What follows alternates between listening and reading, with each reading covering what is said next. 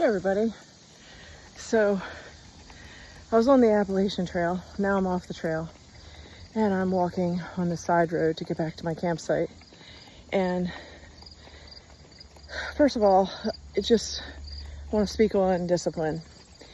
And when I'm at home in my neighborhood, I have a habit of going to certain trails that are local to me.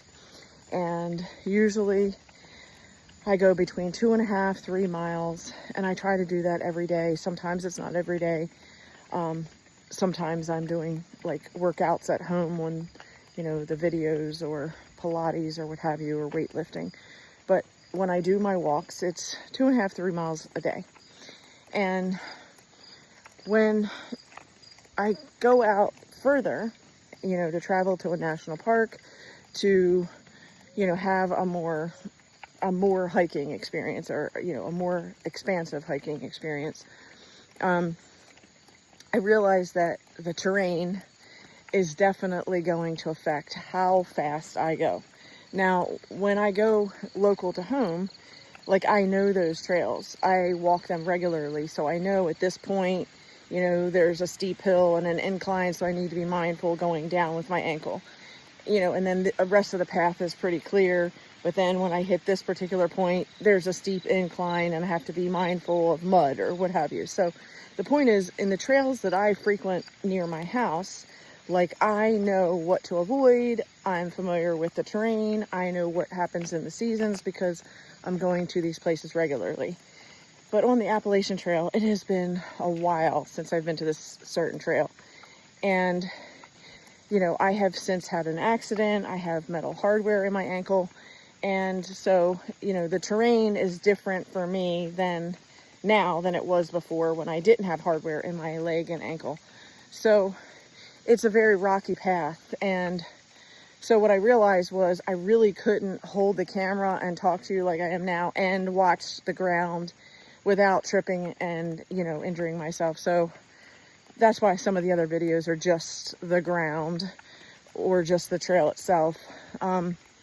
So I apologize for that, but I just wanted to, again, speak on the idea that when you're familiar with trails that are near where you live, you're comfortable because you've created a discipline, you're familiar, you know what to expect.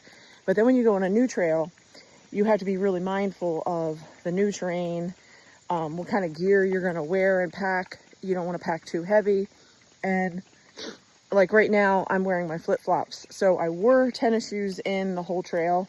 But when I finally got off of the trail after walking about 5 miles on the Appalachian Trail, when I got back to the state park, I put on my flip-flops and now my feet are breathing again. And so what I'm getting at is sometimes you have to be prepared for what your body needs for the terrain that you're dealing with. And it's a really humid day here today. And I'm really glad that I wore pants because the bugs on this trail, there's a lot of gnats and just a lot of the flying bugs. So I'm so glad I wore pants instead of shorts. So again, having the right gear and, packing extra.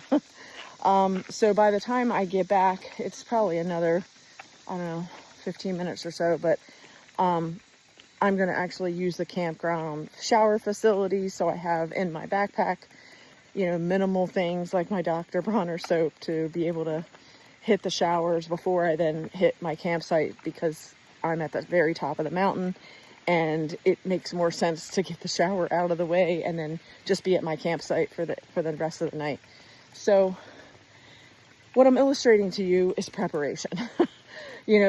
Sometimes it's good to think things out, maybe make a list, pack your bag, put it on, try it out. If it feels too heavy, rethink what you're taking, unpack, and, the water bottle. So I had packed, I usually, when I'm at home, I pack my water bottle with ice so that as much ice as possible, and then the rest is water. And then I just keep adding water to it. But that way, in the insulated container, it will stay colder longer.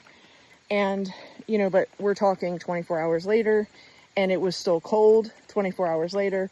But by that time, all the ice had melted, and all I had left was just cold water. And, you know, by the time I hit the trail, and being that it's so hot and humid, and I was, again, like, even though I really wanted to gulp my water down because I was so thirsty, I really had to think about it, like, okay, I'm going to sparingly take a few sips right now. I'm not going to gulp this down, and I'm going to conserve my water. And then when I got back to the state park, they had one of those, water spout, that's filtered water, so that I added more water. And I have water in my van. It's just that, what I'm trying to say is you need to manage your water supply when it's really humid and hot. And I thought I did a pretty good job, but what I'm saying is, even with my conservative efforts, I still was very thirsty. The other thing is packing things when you're on the trail to leave no trace. So, I packed some bananas and a protein bar, a vegan protein bar, and, the plastic wrap is in my bag, and, the banana peel can go on the trail, like, far off the trail, but you get what I'm saying. So what I'm getting at is we need to think things through so that we're prepared when we go on these hikes, and we're treating our body and we're doing our self-care so that we can actually succeed with our goals. And at this point right now, I've already gone over 5 miles, and that's where, again, I'm saying that if my normal is a 2.5 to 3 mile, and then today I did 5, that's more than what I usually do. And I'm noticing that, again, on the hills, like right now, I'm slowing down. I'm slowing down because my muscles are really sore. I'm overheated. I still want more water, and I'm just tired. So what I'm getting at is sometimes we have to pace ourselves for what we're agreeing to. And when you're in the mountains, the trails here were so much harder with the inclines than what I normally do when I'm in my neighborhood that doesn't have mountains.